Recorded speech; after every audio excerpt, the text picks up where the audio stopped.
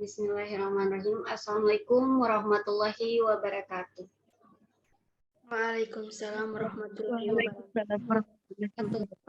Selamat siang Bu, selamat siang teman-teman semua. Pertama-tama marilah kita panjatkan puji syukur kita kepada Allah Subhanahu wa taala karena telah memberikan rahmat kesehatan dan keselamatan sehingga kita dapat berkumpul di ruang Zoom ini. Yang terhormat Ibu Dr. Fatma R. Umar, MPD, serta teman-teman yang saya banggakan. Perkenalkan, saya Alseti Talib, moderator dari kelompok 4 yang akan memadu jalannya diskusi pada siang hari ini. Adapun anggota kelompok saya yaitu Merlina Erantu, Anggraini Nur Aulia Dengo, Rahmawati Usman, dan Tria Destira Abdurrahman. Nah, langsung jadi topik yang akan kita bahas adalah bahasa dalam ranah hukum. Langsung saja penyampaian materi pertama akan dibawakan oleh Merlina Erantu yang akan menjelaskan pengertian bahasa hukum. Untuk Merlina Erantu dipersilahkan. Ya baik, terima kasih moderator. Materi pertama yaitu tentang bahasa hukum. Bahasa Indonesia yang khusus dipakai dalam teori dan praktik hukum, di dalam hukum adat atau tidak tertulis atau hukum perundang-undangan atau hukum tertulis, di mana karya-karya tulis atau kepustakaan hukum dan kesemua aspek yang menyangkut hukum yang bersifat khas hukum dan menggunakan bahasa sebagai alatnya, termasuk dalam ruang lingkup bahasa hukum atau Indonesia. Bahasa hukum Indonesia bukan bahasa lain, tetapi bahasa khusus dalam arti bahasa Indonesia umum juga, hanya dipergunakan dalam bidang khusus hukum. Hal ini berbagai bahasa hukum tidak boleh meninggalkan gramatikal tata bahasa, etimologi atau ilmu asal-usul kata, semantik atau ilmu arti kata, maupun sintaktis atau ilmu tata kata bahasa umum di Indonesia. Walaupun demikian tidak dimaksudkan agar sarjana hukum harus menjadi sarjana bahasa sastra sekaligus, tetapi ia wajib mempergunakan segala sarana atau terutama kamus maupun saran ahli bahasa yang ada. Karakteristik bahasa hukum atau Indonesia terletak pada istilah-istilah, komposisi serta gaya bahasa yang khusus. Bahasa hukum adalah bahasa dalam lingkup aturan dan peraturan yang bertujuan untuk mewujudkan ketertiban dan keadilan, untuk mempertahankan kepentingan umum dan kepentingan pribadi dalam masyarakat. Namun dikarenakan bahasa hukum merupakan bagian dari bahasa Indonesia yang modern, maka dalam penggunaan ia harus tetap terang, monosemantik, dan memenuhi syarat estetika bahasa Indonesia. Suatu pernyataan yang menganggap bahasa hukum adalah bahasa lain, bahkan menganggap bahasa hukum itu tidak ada. Mereka hanya melakukan pembenaran untuk tetap tidak menguasai bahasa Indonesia umum dan melestarikan ilmu hukum dalam bahasa yang keliru, sehingga tetapi menghambat tercapainya kesatuan bahasa hukum.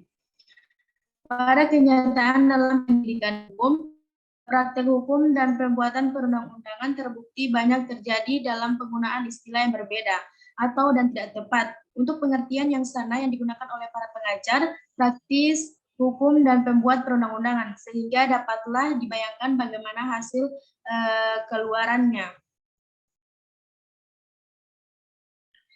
Suatu kegiatan berpikir, hukum kajian, hukum atau filosofis, yuridis, dan sosiologis yang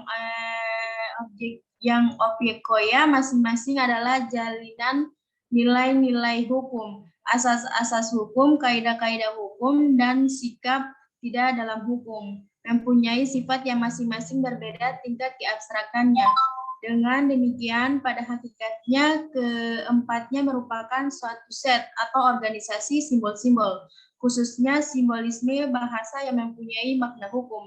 Maksudnya nilai-nilai hukum, asas-asas hukum, kaidah hukum, dan sikap tindak hukum hanya dapat dimengerti oleh manusia dengan melalui peranan bahasa menjelaskan sifat abstrak makna hukum daripadanya. Sekian dari saya kembalikan ke moderator. Terima kasih Marlina telah memaparkan materi pengertian bahasa hukum. Ya, jadi teman-teman kita masuk pada pemateri kedua yang akan membawakan materi fungsi bahasa hukum. Untuk itu Rahmawati Usman saya persilahkan. Ya, baik. Jadi selanjutnya ada fungsi hukum. Yang pertama ada fungsi simbolik. Bahasa hukum mempunyai fungsi simbolik, yakni berfungsi untuk mengkomunikasikan buah pikiran. Fungsi simbolik ini terlihat sangat menonjol di dalam komunikasi-komunikasi ilmiah hukum. Kemudian juga fungsi simbolik bahasa hukum ini memungkinkan kita untuk memikirkan segala sesuatu yang berkaitan dengan hukum. Karena bahasa memberikan kemampuan berpikir secara teratur dan sistematis. Fungsi simbolik ini sangat menonjol dalam berkomunikasi ilmiah.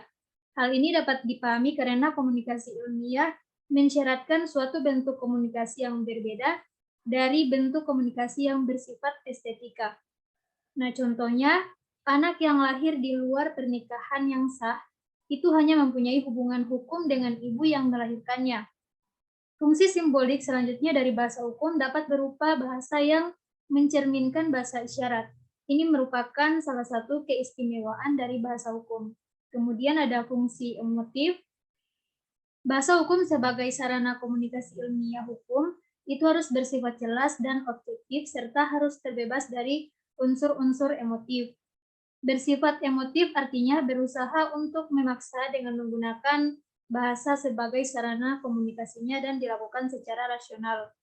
Adanya unsur emotif dalam komunikasi ilmiah hukum itu akan menjadikan komunikasi kurang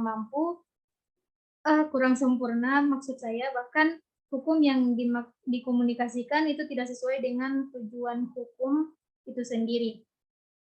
Kemudian ada fungsi efektif. Dalam bahasa hukum itu berkaitan erat dengan sikap. Fungsi ini diharapkan supaya norma-norma hukum yang dikomunikasikan itu melalui bahasa hukum mampu mengubah dan mengembangkan kepribadian agar mentaati hukum, mengingatkan kesadaran hukum serta bersikap tegas sesuai dengan aturan-aturan hukum. Pada dasarnya, fungsi efektif yang tergambar dalam bahasa hukum itu sangat menonjol untuk meningkatkan dan mengembangkan kebudayaan hukum. Budaya hukum itu sendiri merupakan suatu karakteristik yang hidup dan dipatuhi oleh masyarakat. Baik, sekian materi dari saya kembalikan kepada moderator. Terima kasih Rahmawati. Selanjutnya kita masuk kepada pemateri ketiga yang akan dibawakan oleh Anggraini Nur Aulia Demo dengan materi yang akan dijelaskan kegunaan bahasa hukum. Untuk Anggraini dipersilahkan. Baik, terima kasih moderator. Selanjutnya saya akan menjelaskan materi tentang kegunaan bahasa hukum. Mempelajari asas-asas dan kaidah-kaidah bahasa Indonesia bagi kalangan hukum bertujuan untuk mengatasi kekurangan sempurna dalam penggunaan bahasa hukum dalam berbicara atau mengemukakan pendapat tentang hukum. Di dalam membuat karangan ilmiah tentang hukum, aturan hukum, surat pengaduan, tuduhan, kesaksian, tuntutan, pembelaan, keputusan, atau untuk membuat surat-surat perjanjian, akta-akta, surat gugatan, memori banding, kasasi, putusan, dan sebagainya. Di samping itu harus diperhatikan dan diingat bahwa bahasa hukum itu memiliki sifat-sifat yang khusus yang bagi orang awam tidak mudah dipahami. Kekhususan itu ada kalanya menyimpang dari ketentuan-ketentuan yang umum dalam bahasa Indonesia, misalnya sebagaimana dikemukakan Surjono Sukanto, apabila ada kalimat yang berbunyi badu memukul tatang, maka menurut ketentuan ilmu bahasa, badu adalah subjek, memukul adalah predikat, dan tatang adalah objek dari kalimat tersebut. Tetapi di dalam kalimat ilmu hukum, tatang itu tidak mungkin menjadi objek. tetapi ia adalah subjek atau hukum oleh karena ia adalah manusia. Di dalam ilmu hukum hanyalah benda atau yang bukan subjek hukum yang menjadi objek hukum. Kekhususan lain dari bahasa hukum nampak pada kata-kata atau istilah-istilah hukumnya. Kemudian arti dan tafsirnya yang dapat dilihat dari berbagai segi pandangan hukum. Mengartikan dan menafsirkan istilah-istilah dan susunan kalimat dalam bentuk kaidah-kaidah atau dalam bentuk analisa hukum, dasar dan kedudukan hukumnya dari apa yang dikemukakan itu merupakan seni hukum tersendiri. Sekian dari saya kembalikan kepada moderator. Ya, terima kasih Anggraini yang telah memaparkan materi kegunaan bahasa hukum. Dan selanjutnya kita masuk ke pemateri keempat ya teman-teman yang akan dibawakan oleh Tria Destira mengenai karakteristik bahasa hukum. Untuk pemateri keempat dipersilahkan. Baik, terima kasih moderator. Jadi di sini saya akan memaparkan materi mengenai karakteristik bahasa hukum. Nah, karakteristik bahasa hukum ini terdiri menjadi 3 bagian. Yang pertama, karakteristik umum. Jika dibandingkan dengan bahasa-bahasa di bidang lain, bahasa hukum memiliki karakteristik yang unik yang membedakannya dengan bahasa-bahasa di bidang lainnya. Sebagian orang ketika mendengar ungkapan bahasa hukum akan berpikir bahwa bahasa hukum merupakan bahasa yang kompleks secara gramatikal, jarang menggunakan punktuasi dan berbentuk tulis. Secara umum, bahasa hukum memiliki karakteristik yang mirip dengan bahasa resmi. Yang kedua ada bahasa hukum dengan percakapan legal. Bahasa hukum dapat dikaji sebagai bahasa dalam bentuk lisan maupun bentuk tulis, karena keduanya sama-sama digunakan dalam konteks legal.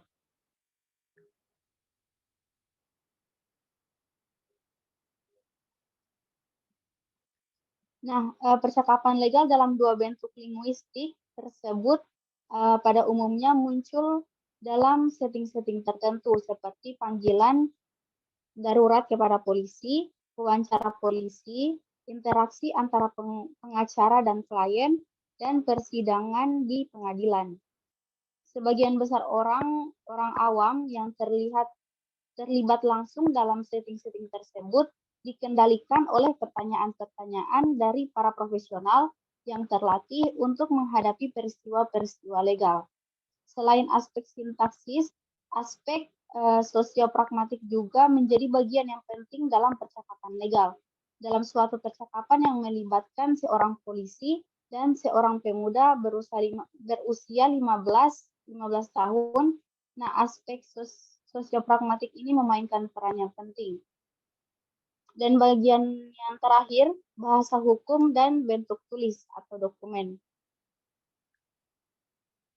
Gaya bahasa legal berlangsung dalam setting yang juga legal. Coulthard dan kawan-kawan pada tahun 2013 menjelaskan bahwa bahasa yang legal diantaranya tampak pada bahasa-bahasa yang digunakan oleh polisi dalam memberikan peringatan dan juga dalam pertanyaan-pertanyaan yang berkaitan dengan pasal-pasal di pengadilan. Melalui pernyataan Bhatia pada tahun 1993, Coulthard dan kawan-kawan menegaskan bahwa bahasa legal telah lama dikritik karena ketidakjelasan ekspresi dan menggunakan kata-kata yang terlampau banyak, bertele-tele, dan banyak muncul repetisi yang tidak perlu. Nah, bahasa hukum dalam bentuk tulis atau dokumen ini terbagi menjadi 2 bagian. Yang pertama, bahasa dalam undang-undang. Undang-undang dapat dipahami sebagai ketentuan-ketentuan yang dibuat oleh pemerintah untuk mengatur berbagai aspek kehidupan dalam masyarakat. Sebagai sebuah dokumen legal, bahasa undang-undang memiliki arti-arti umum bahasa legal yang telah diuraikan di atas.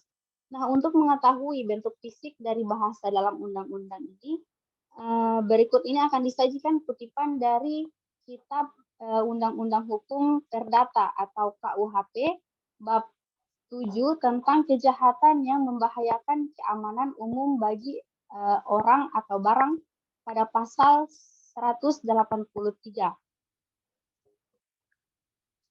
Isi dari Kitab Undang-Undang Hukum Perdana yaitu barang siapa membuat, menerima, berusaha memperoleh, mempunyai persediaan, menyembunyikan, mengangkut atau memasukkan ke Indonesia bahan-bahan, benda-benda atau perkakas-perkakas yang diketahui atau selayaknya harus diduga bahwa diperuntukkan atau kalau ada kesempatan akan diperuntukkan untuk menimbulkan bahaya umum bagi barang, diancam dengan pidana penjara paling lama 8 tahun atau pidana kurungan paling lama 1 tahun. Nah, melalui analisis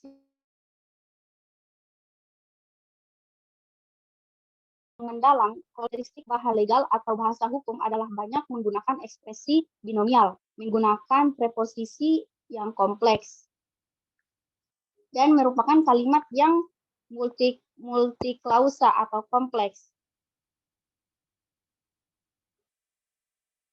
Selanjutnya, pada bagian kedua, yaitu bahasa dan kontrak. Nah, salah satu contoh dokumen yang memiliki legalitas adalah lembar kontrak. Perjanjian dalam kontrak dalam beberapa tahun terakhir menjadi hal yang penting karena berkaitan dengan hak dan kewajiban, baik bagi perusahaan maupun pekerja. Sesungguhnya untuk mengetahui karakteristik bahasa dalam kontrak yang legal dapat dilakukan melalui analisis terhadap korpus. Nah, korpus yang dianalisis sebaiknya yang menyediakan data khusus tentang bahasa dalam konteks legal. Sehingga generalisasi yang dibuat dapat lebih dipertanggungjawabkan. Nah, melalui analisis terhadap korpus dapat diketahui frekuensi kemunculan kata-kata tertentu. Yang selanjutnya dapat dikatakan bahwa kata-kata tersebut identik dengan kontrak yang legal atau bahasa legal. Baik, itu dari saya. Sekian, saya kembalikan kepada moderator. Ya, terima kasih Tria atas pemaparan materinya mengenai kriteria bahasa hukum. Dan selanjutnya teman-teman kita masuk pada materi yang terakhir, yaitu ragam bahasa hukum yang akan dibawakan oleh pemateri kita, yaitu Merlina Erantu. Untuk Merlina Erantu, waktu dan tempat dipersilahkan. Baik, terima kasih moderator. Saya akan memaparkan materi tentang ragam bahasa hukum. Yang pertama ada bahasa perundang-undangan Republik Indonesia. Bahasa perundang-undangan dalam hal ini merujuk pada teks undang-undang yang dibentuk oleh lembaga legislatif guna menetapkan beberapa permasalahan dalam ranah hukum. Indonesia merupakan negara hukum. Untuk itu, segala teks dalam susunan undang-undang dibentuk atas karakteristik tertentu.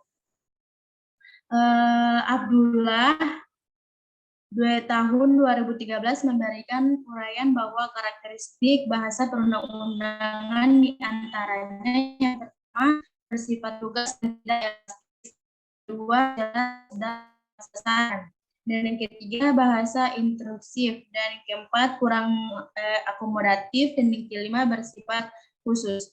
Kelima karakteristik tersebut merupakan ciri khusus penggunaan bahasa Indonesia dalam merumus undang-undang. Untuk itu, bahasa Indonesia dalam hal ini merujuk pada registrasi dan register hukum, khususnya pada bentuk penggunaan dalam teks undang-undang.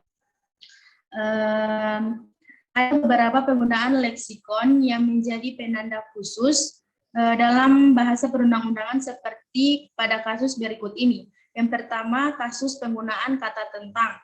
Kata tentang dalam teks undang-undang biasanya digunakan sebagai penanda topik teks undang-undang. Penanda tersebut biasanya diletakkan pada judul undang-undang seperti contoh berikut ini.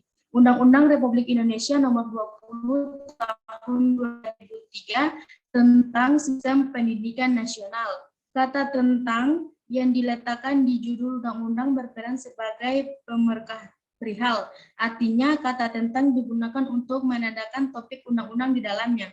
Isi undang-undang bersifat jelas dan tepat sasaran untuk memenuhi kriteria tersebut. Dalam teks undang-undang biasanya berisi perihal yang bersifat monosemantik atau memiliki makna tunggal atau tidak taksa. Seperti pada data di atas, kalimat Undang-Undang Republik Indonesia Nomor 20 Tahun 2003 tentang Sistem Pendidikan Nasional memiliki bentuk monosemantik yang dimarkai dengan leksikon tentang untuk menyatakan perihal. Yang berikut ada kasus penggunaan kata setiap. Kata setiap digunakan untuk menyatakan subjek yang dituju perihal perintah untuk undang-undang. Lebih khusus, subjek yang tertulis dalam undang-undang merujuk pada kelompok tertentu secara khusus. Apabila ada peraturan yang bersifat umum, biasanya ditandai dalam frasa setiap warga negara seperti pada kasus di bawah ini. Yang pertama, setiap warga negara mempunyai hak yang sama untuk memperoleh pendidikan yang bermutu.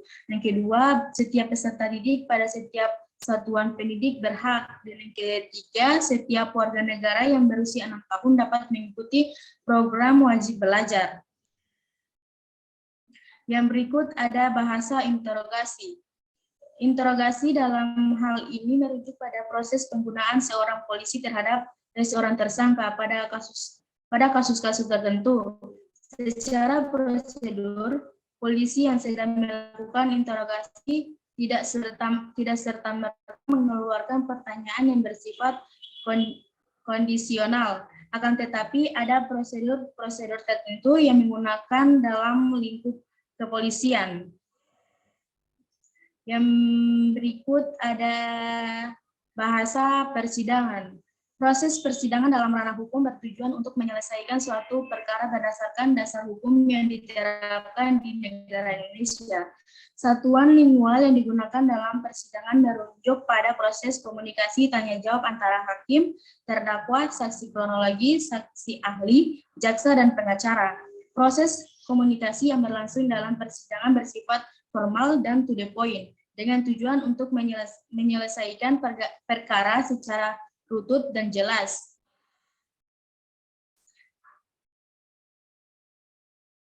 Lebih lanjut, bahasa persidangan dalam hal ini berkaitan dengan fase-fase dalam proses persidangan. Fase-fase tersebut meliputi yang pertama, fase pembukaan persidangan pidana. Yang kedua, fase pemeriksaan identitas terdakwa. Yang ketiga, fase pembacaan dakwa oleh jaksa penuntut umum. Yang keempat, fase pertanyaan tentang keberatan dari dakwa atau eksepsi. Yang kelima, fase pemeriksaan saksi, identitas, pengambilan sumpah, dan keterangan saksi. Yang keenam, fase pemeriksaan terdakwa. 7, fase pembacaan tuntutan oleh penuntut umum. 8, fase pembacaan putusan. Dan 9, fase penutupan persidangan. Yang berikut ada bahasa notaris. Bahasa hukum di sisi lain juga ditemukan dalam teks akta notaris. Akta notaris merupakan dokumen negara yang disahkan oleh notaris yang telah mendapat kuasa dari pemerintah, yaitu Kementerian Hukum dan Hak Asasi Manusia. Bahasa yang digunakan dalam teks akta notaris bersifat khusus dan memiliki ciri khas.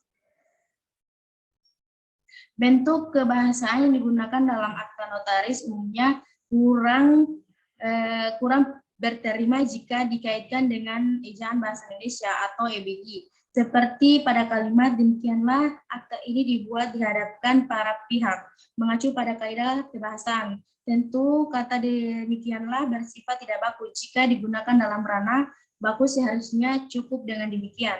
Konsep-konsep seperti ini dalam teks akta notaris sudah menjadi register dan telah dilaksanakan puluhan tahun tanpa perubahan mendasar yang disesuaikan dengan kaidah bahasa benar. Sekian dari saya kembalikan ke moderator. Ya, terima kasih Merlina atas pemaparan materi ragam bahasa hukum.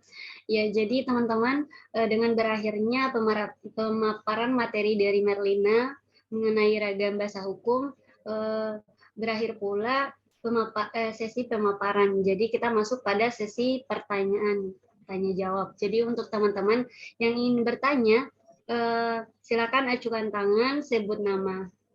Teman-teman, saya persilahkan. Izin bertanya moderator.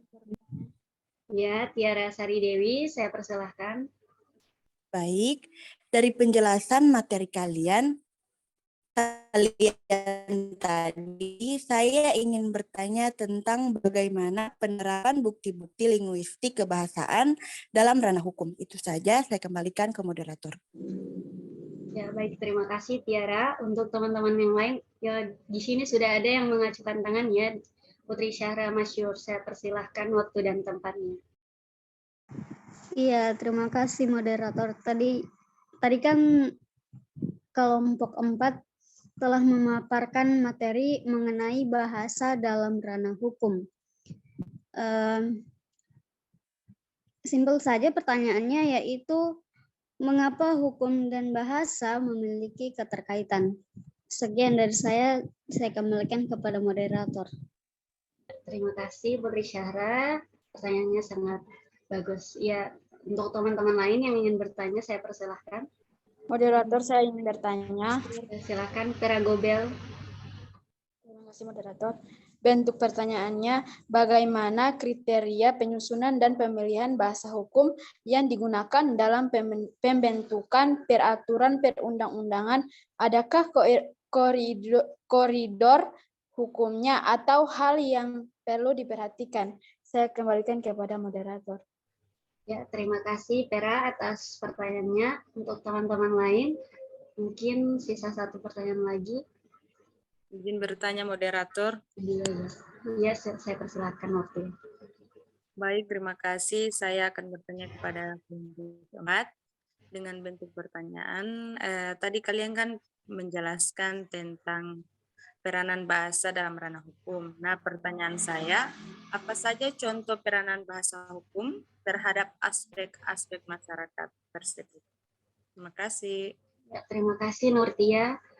Sebelum saya menutupnya, kira-kira masih ada yang ingin bertanya, teman-teman? Satu pertanyaan lagi. Mungkin ada satu pertanyaan lagi. Saya persilahkan.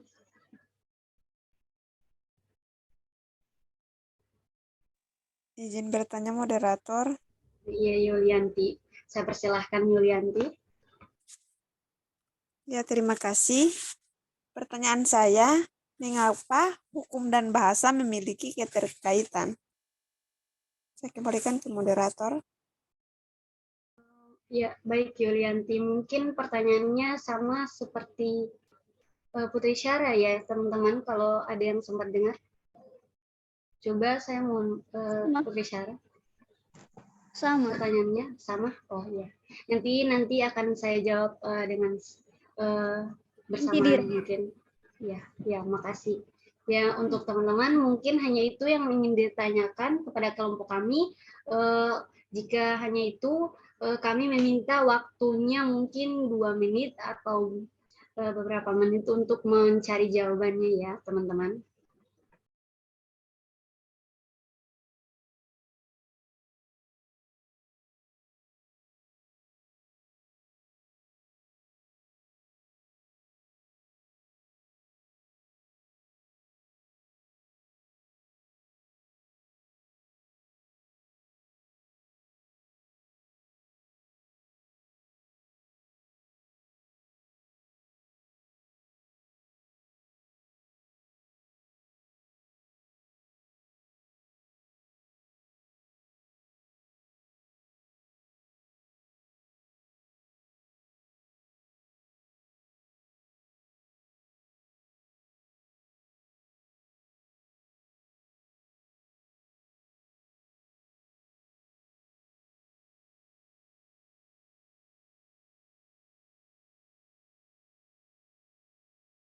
Baiklah teman-teman, di sini ada masuk pertanyaan di kolom chat ya. Pertanyaan dari Yuli, mungkin pertanyaan yang tadi diganti. Jadi tadi kalian sudah menjelaskan tentang ragam bahasa. Nah, Yang jadi pertanyaan saya, apa salah satu faktor yang menjadi penyebab lemahnya ragam bahasa hukum tersebut?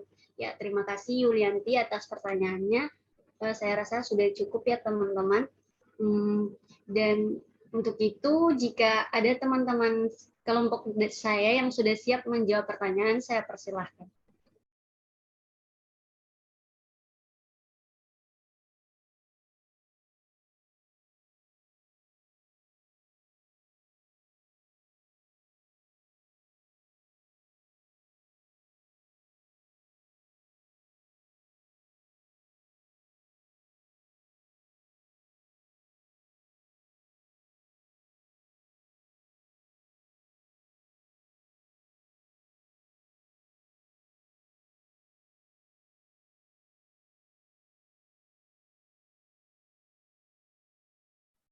Izin menjawab pertanyaan, moderator. Iya, Merlina, saya persilahkan untuk Merlina menjawab pertanyaan. Saya akan menjawab pertanyaan dari Tiara Sari Dewi.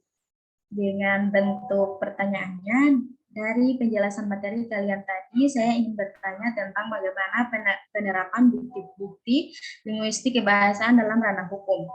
Ya, penerapan bukti-bukti linguistik kebahasaan dalam ranah hukum terdapat berupa yang pertama, merek dagang dan properti intelektual, yaitu mengenai makna dan penggunaan properti kebahasaannya.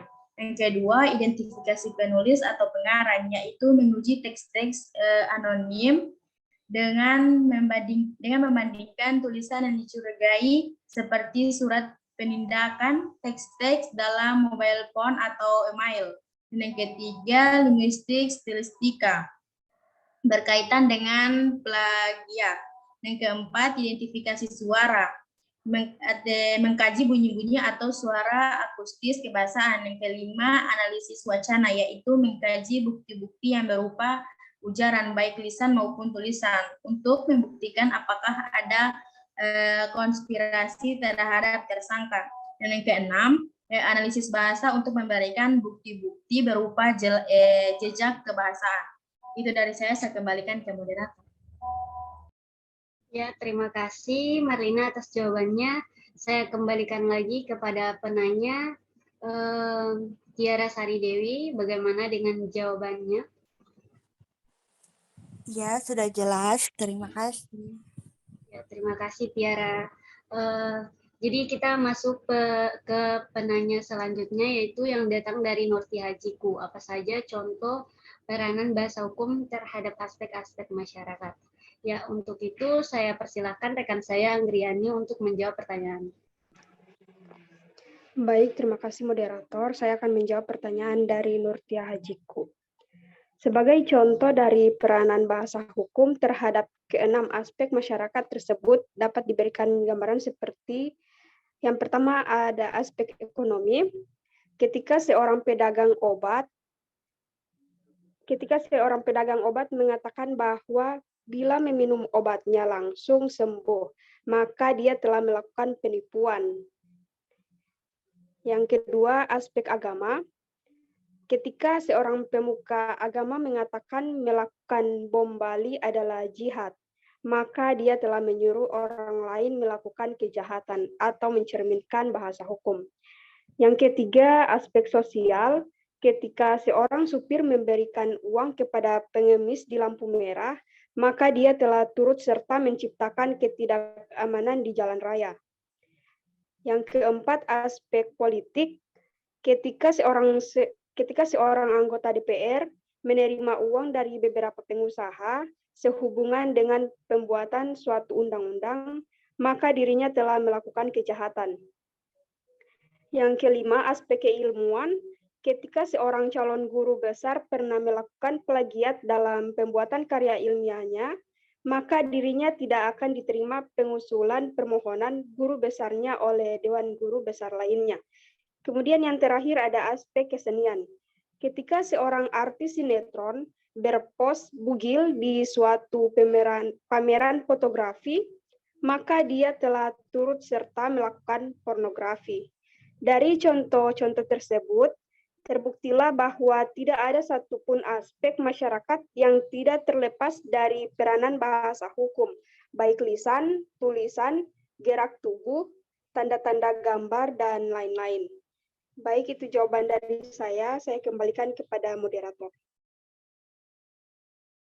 Ya, terima kasih Anggraini. Bagaimana dengan jawabannya untuk penanya? Saya kembalikan lagi kepada penanya. Baik, terima kasih moderator dan Anggraini Nur Aulia Dengo. Menurut saya jawabannya sudah jelas dan dapat saya paham. Ya, terima kasih Nurtia. Selanjutnya teman-teman kita masuk ke pertanyaan selanjutnya yang datang dari Putri Syahra Masyur dengan bentuk pertanyaan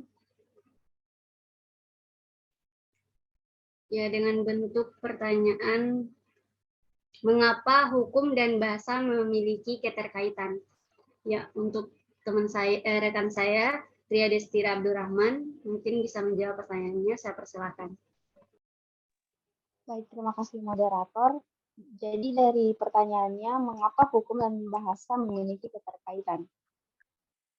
Jadi, bahasa Indonesia dengan hukum memiliki hubungan yang sangat erat, karena bahasa Indonesia selalu digunakan dalam merumuskan dan membuat undang-undang maupun menerjemahkan undang-undang asing ke dalam bahasa kita sendiri, di mana undang-undang tersebut dijadikan sebuah dasar atau ketetapan diberlakukannya hukum di Indonesia.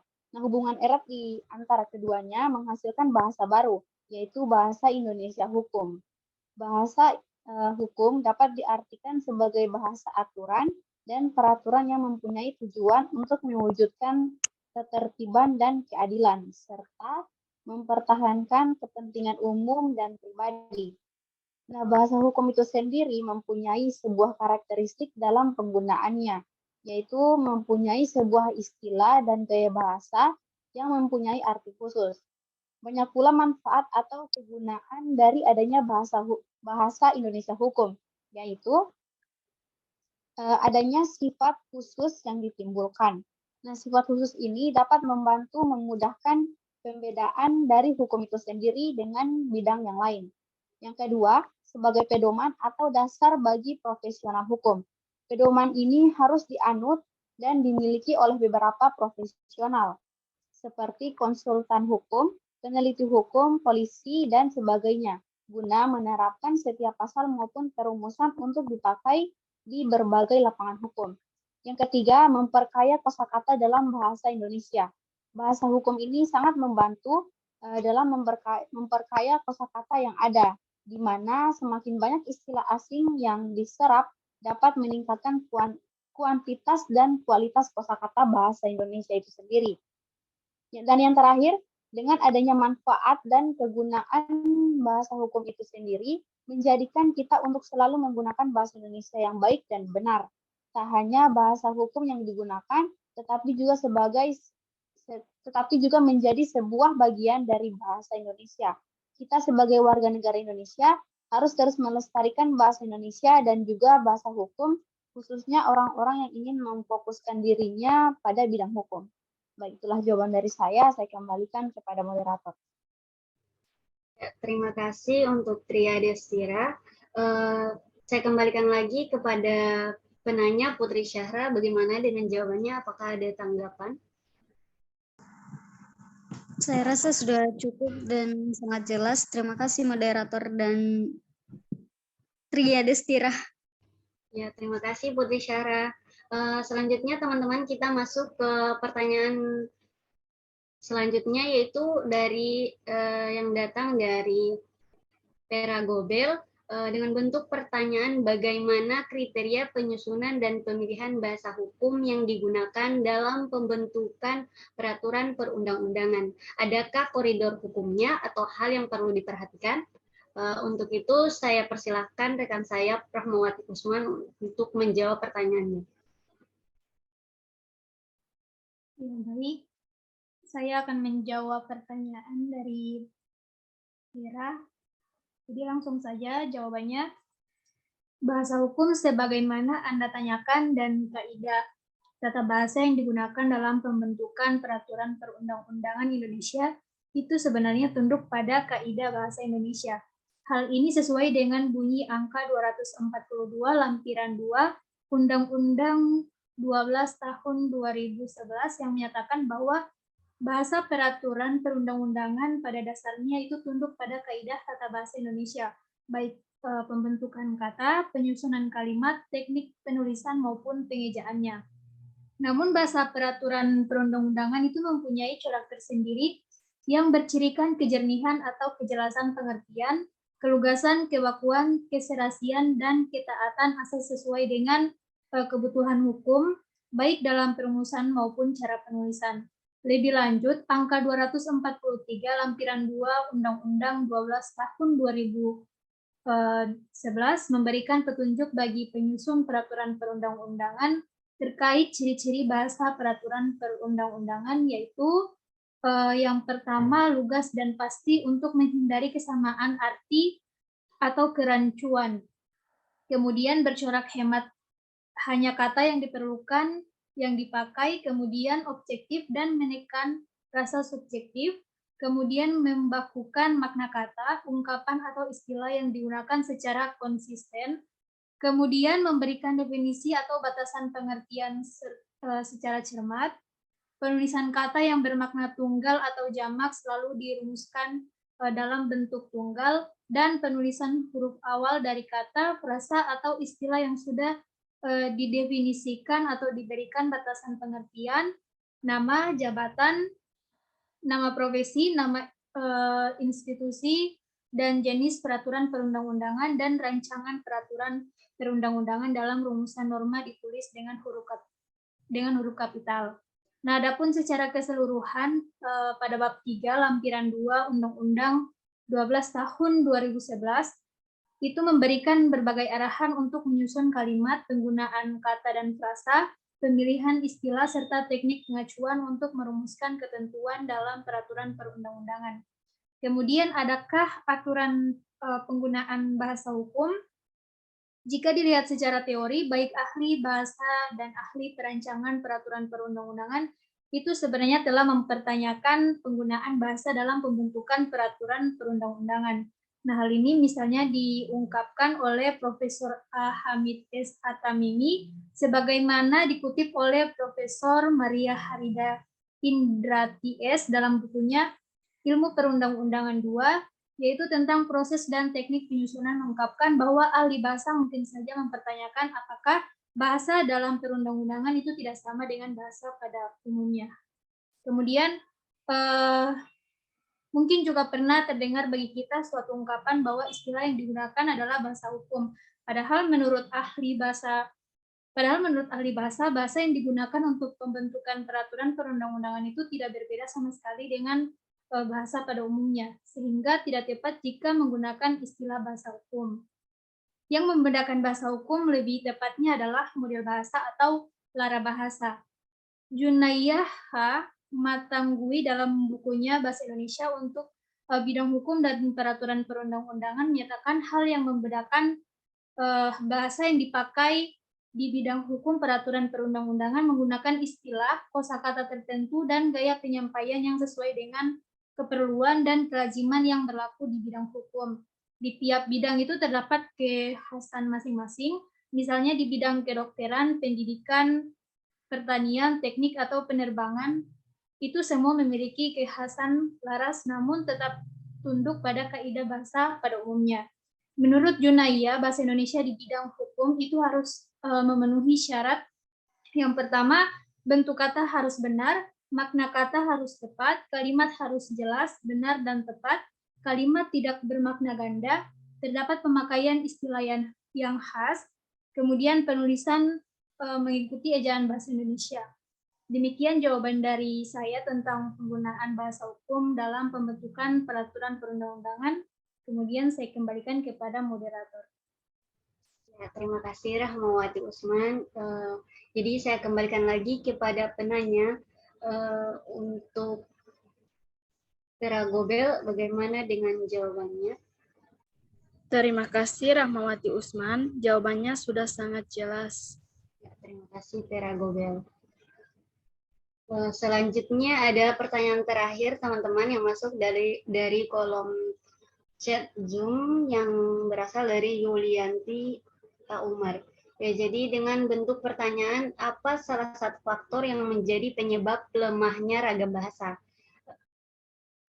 Lemahnya ragam bahasa hukum, ya teman-teman. Jadi mungkin itu dapat dijawab oleh rekan saya Tria Destira Abdurrahman. Saya persilahkan. Baik, terima kasih moderator. Jadi dari pertanyaannya, apa salah satu faktor yang menjadi penyebab lemahnya ragam bahasa hukum? Nah, jadi salah satu faktor penyebab lemahnya ragam bahasa hukum ialah penggunaan kalimat yang terlalu panjang dan sukar dimengerti sehingga tidak mencerminkan bahasa yang bersifat keilmuan karena tidak mengandung ciri-ciri bahasa ilmiah. Nah, gagasan dan utama yang disampaikan menuntut kejelasan dalam pemilihan kata maupun kalimat sehingga tidak menimbulkan multitafsir. Rumusan perbuatan pidana atau produk hukum harus memuat bahasa yang jelas sehingga tidak mengandung multitafsir, dan multitafsir ini terjadi karena adanya hal-hal yang dapat ditafsirkan berbeda oleh beberapa orang. Penulisan bahasa hukum yang multitafsir dapat diakibatkan oleh kurangnya perhatian terhadap kaidah-kaidah penggunaan bahasa Indonesia yang berlaku. Itu jawaban dari saya kembalikan kepada moderator. Ya, terima kasih Tria atas jawabannya. Saya kembalikan lagi kepada penanya Yulianti Umar. Bagaimana dengan jawabannya? Apakah ada tanggapan atau sandaran? Ya, terima kasih. Jawabannya sudah sangat jelas. Ya, terima kasih Yulianti Umar. Ya, sekian teman-teman. Berakhirnya sesi tanya jawab, mungkin saya bisa menyimpulkan sedikit dari pemaparan materi kita, yaitu bahasa hukum Indonesia saat ini masih mengandung bahasa asing yang merupakan adopsi dari hukum Belanda. Perlu disadari juga bahwa praktisi hukum harusnya menggunakan bahasa yang sesuai, bahasa yang baik, dan mudah dimengerti. Di bidang hukum, misalnya, bahasa yang digunakan oleh praktisi hukum harusnya menggunakan bahasa yang bukan hanya dimengerti oleh kalangan-kalangan hukum, tetapi juga oleh masyarakat awam. Ya, baik, terima kasih teman-teman. Mungkin dengan berakhirnya sesi pemaparan dan tanya jawab kali ini, mungkin berakhir pula ya mohon maaf teman-teman. Ya, jadi mungkin hanya itu yang dapat kami sampaikan. Jika ada salah kata, saya mohon maaf. Saya selaku moderator pamit undur diri. Wassalamualaikum warahmatullahi wabarakatuh. Waalaikumsalam warahmatullahi wabarakatuh.